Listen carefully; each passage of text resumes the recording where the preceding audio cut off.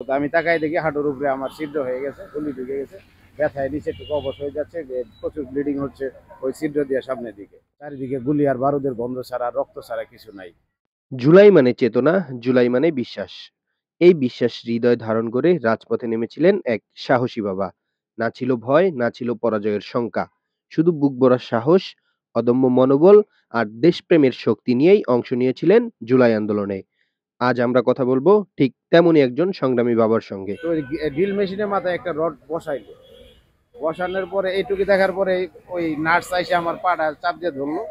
উনি এই যে আমার এই জায়গাটা এই সিদ্ধি করে এই রডটা এই জায়গায়, আমার কোনো ইনিশিয়া না, কোনো অজ্ঞান করা না, এদিক দিয়ে রডটা ওই দিকে। আমার সামনে দুইটা ছেলে গুলি খেয়ে রাস্তায় পড়ে থাকে। তো দেখছিলাম কেউ তাদের উদ্ধার করতেছিল না। পরে আমি একাই সাহস করে তাদের ধরি, একটা রিক্সাওয়ালা থাকে, রিক্সাওয়ালাকে ডাক দিই, অটো রিক্সাওয়ালা। রিক্সাওয়ালা আমার সাথে ধরে ওই রিক্সাতে দুজনরে উঠাই দিই, ওনার দিদি হসপিটালে পাঠাই। পাঠানোর পরে বাম দিকে তাকাই দেখি আরেকজন লোক গুলি খেয়ে পড়ে রয়েছে।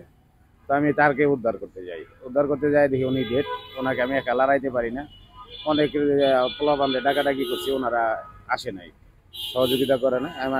আসার সাহস পাচ্ছিল না, এই পরিমাণে গ্যাস মারছিল, এই পরিমাণে গুলি চালাচ্ছিল, বৃষ্টির মতো এলোপাতারি গুলি, যেটা কোনো মানুষ, সুস্থ মানুষ কাউকে এইভাবে গুলি করতে পারে। আমার কলেজ প্রোগ্রামে তার বান্ধবীদের সাথে, কলেজ স্টুডেন্টদের সাথে বিভিন্ন প্রোগ্রামে যাইতো। তা আমি কখনো বাধা দিতাম না। এই জন্যই বাধা দিতাম না, তো যে কোনো আন্দোলন ছাত্রদের দ্বারাই সফল হয়, এটা আমার বিশ্বাস ছিল। কোটা বিরোধী আন্দোলনের সমর্থন করি এই জন্য যে আমি মধ্যবিত্ত ফ্যামিলি থেকে উঠে আসা একজন লোক। আমার মেয়ে পড়ালেখা করাইতেছি, আমার একটা ছেলে পড়ালেখা করে, তাদের চাকরির ক্ষেত্রে জানি আমি আমার বৈষম্যমুক্ত একটা অধিকার, যোগ্যতার ভিত্তিতে যে চাকরিটা, সেটা জানি হয়। এই জন্য বৈষম্য বিরোধী আন্দোলন, কোটা বিরোধী আন্দোলনকে আমি সমর্থন করতাম। 19শে জুলাই থেকে আমি মাঠে ছিলাম। দিয়ে হাউস বিল্ডিং থেকে একটা মিছিল যখন উত্তরার দিকে, এয়ারপোর্টের দিকে যাচ্ছিল, উত্তরা থানার সামনে যাওয়ার পরে ওখানে পুলিশ এলোপাতারি গুলি চালানো হতো। আমি পুলিশের রাইফেল দেখতে পাই যে আমাকে শ্যুট করবে ওইভাবে আর কি প্রস্তুতি নিচ্ছিল। তা আমি টের পেয়ে বসে পড়ার পরে ওই শ্যুটটা যায়, আমার পিছনে একজন লোক থাকে, সাধারণ লোক, যে কাঁচামালের ব্যবসা করতো আর কি, উনিও ছিল আন্দোলনে। তো ওনার বুকে ভেদ করে গুলিটা, উনি ওই জায়গায় ডেট হয়। ওটা ছিল প্রধানমন্ত্রী কার্যালয়ে। যখন গাড়ি পাচ্ছিলাম, তো একটা বাইক নিয়ে কোনো রকমভাবে ওই জায়গায় যায় যখন ওই জায়গায় যখন শুনতে পারি যে প্রধানমন্ত্রী দেশ ছেড়ে চলে যাচ্ছে, উনি পদত্যাগ করছে, শোনার পরে ওই জায়গার থেকে আসি এয়ারপোর্ট থেকে আসে এখানে দেখি বিএনএস সেন্টারে বিজয় মিছিল হয়। সেই বিজয় মিছিলে আমি অংশগ্রহণ করি। বাসায় আর যাই না, তখন আনুমানিক 3টার মতো বাজে।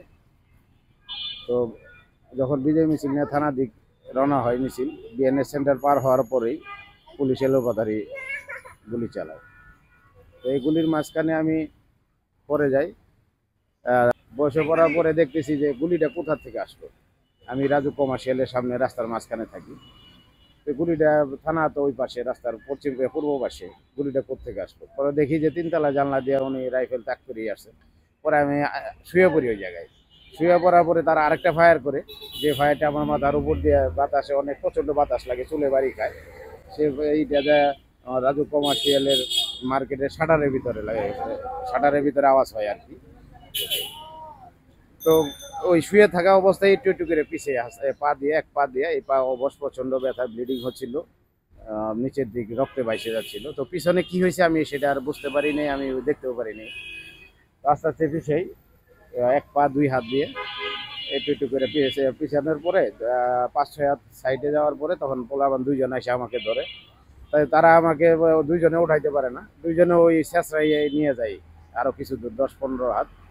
পরে আরেকজন আসে, আরও দুইজন আসে, আইসা 4জনে ধরে একটা বাইক ডাক দেয়, স্টুডেন্টদেরই বাইক, স্টুডেন্টরাই ছিল।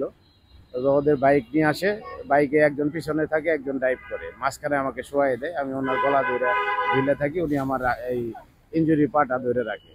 কিন্তু আমি যে বাইকে যাচ্ছিলাম মনে হচ্ছে আমি আর বাঁচবো না, এরকম প্রচন্ড ব্যথা, যেমন ব্যথা সেরকম ব্লিডিং।